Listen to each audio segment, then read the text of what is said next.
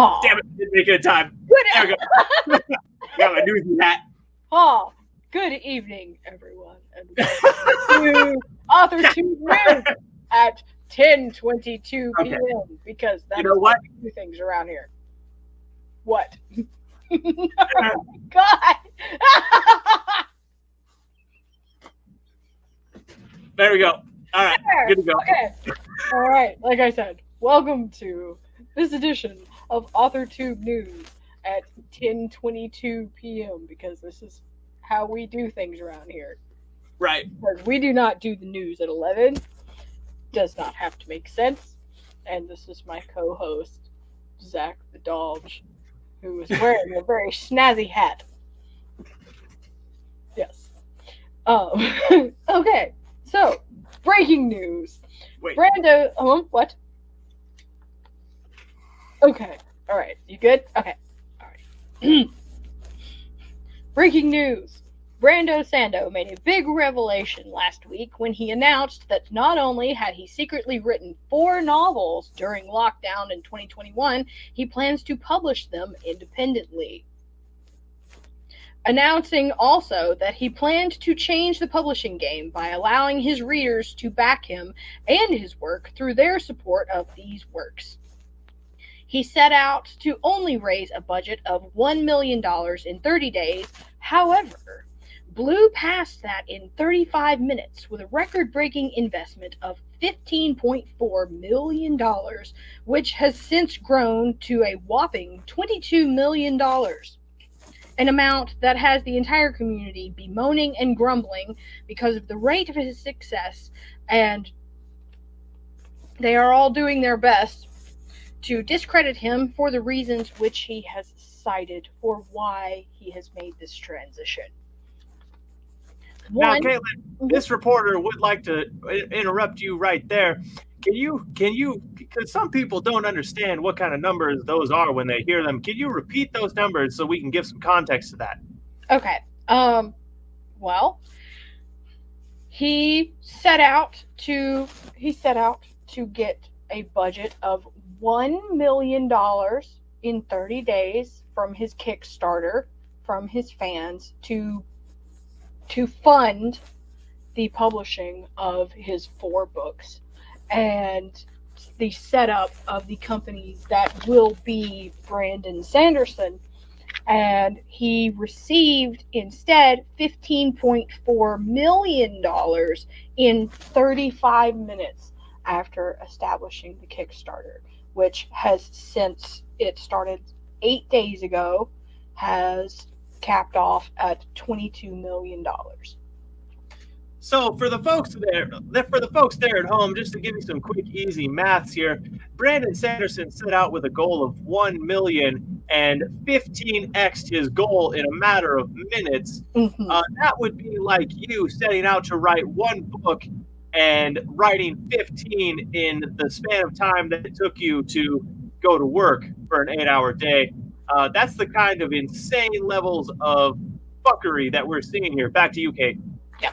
So, this has caused a lot of kerfuffle in the literary community, specifically because of the reasons he cited for why he wanted to do this in the first place. Not saying that he is going to leave traditional publishing altogether, because he does still have novels that are scheduled to publish later on this year, courtesy of Tours, which is a Macmillan branch off. So, right, we're familiar with Tor. Yeah. So, however, one reason he cited for why he decided to make the transition into independent publishing, especially for these 4 novels in particular, one being that he wanted to see what it would be like to poke a hole in Amazon's alleged dominance. He said that if Amazon's grip on the industry is weakened, that's good for the publishers. They are very much under Amazon's thumb right now. So he's implying that because of the fact that Amazon has such a monopoly on everything, it is not good for TradPub or Amazon at all. And Caitlin, just for context to the people at home, that would be in line with the stories that this news organization has been continuously running about the cancer of instant gratification and the disturbing trends in publishing thereof, right? Yes, yes, Thank you.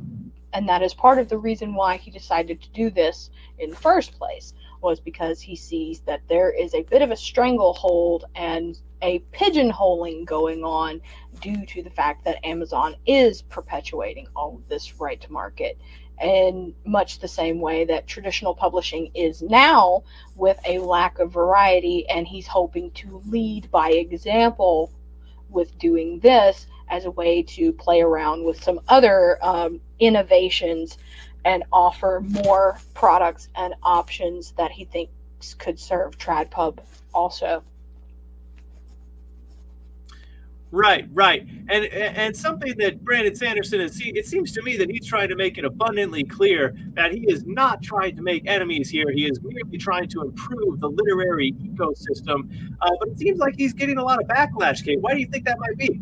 Well, part of the reason why he's getting a lot of backlash is because he has caused quite a bit of a shakeup, not necessarily a breaking of TradPub, in the sense because TradPub, as we all know, has been circling the drain for years. And most of the backlash that he's been getting is from people who are saying that he's hyperbolic and saying that TradPub is nearly dead, which, like I said, as we all know. Which is something we've been saying here at Adventurous Publications from the beginning. Yeah. And that's something that's been said by a lot of people in the community and the reason for independent publishing starting. However, and I would just like to say, I'm sorry to interrupt you, Caitlin, but I would just like to say, if you doubt what we're saying, I ask you to look no further than fucking Twilight. Back to you, Kate. Yes, exactly.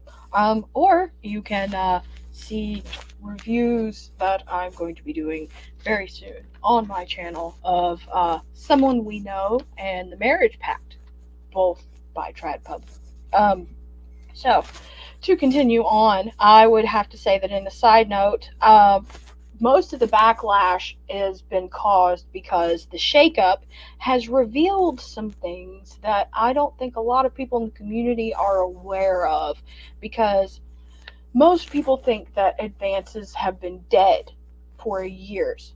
Because that is the commonly held wisdom for the last 5 or so years, at least, yes. Mm-hmm. However, I would like to shed some light on this and say that advances, in fact, are not dead. They are just being handed out to people who have more money and clout than need them. Would you like to give us some examples, Kate? Simon & Schuster gave the Obamas $65 million in an advance for their book deal, which and remind the folks at home, what was their book about, Caitlin? What was their book about? I'm sorry. Nothing reading. Back to you. Anyway, also they gave Milo Yiannopoulos a meager $250,000 advance for, which, as a side note, was worth reading. Back to you. Yes. They gave him an advance for his book, but after they got backlash and a lot of bad PR because he was being canceled, they decided to cancel the publication of his book and ask for the advance back, which is something that publishers rarely do. And frankly, that in this reporter's opinion, they have no right to do. No, they do not. That's just horrible business ethics. It is, yeah. And most of the time in their contracts, it is in the fine print that they have no right to actually ask for the advances back. But, like, yeah. So, in closing, in this reporter's opinion, I would have to say that Brandon has, in fact, in some ways, broken publishing and the not only independent but trad, and in a good way. So I think that there is hope for the future ahead for all who wish to publish epically. Yeah, and I would just like to say, Caitlin, that it seems to me that while he's not doing anything that's particularly groundbreaking, this should be seen as a beacon of light for all of those who want to tread new paths and do their own thing. If Brandon Sanderson can raise that kind of capital in a mere 30 minutes, independent of any support from traditional publishing or the greater ecosystem of the literary community, that is proof that you can build a fan base that is loyal to you and will support you regardless of what's going on outside of you. Yes. Yep. And also, Amazon is not the end all to be all. Just like we've been saying this entire time. Right. Adventurous Publications has firmly held the position that Amazon can go suck a dick. Yes. Yes. So. All right.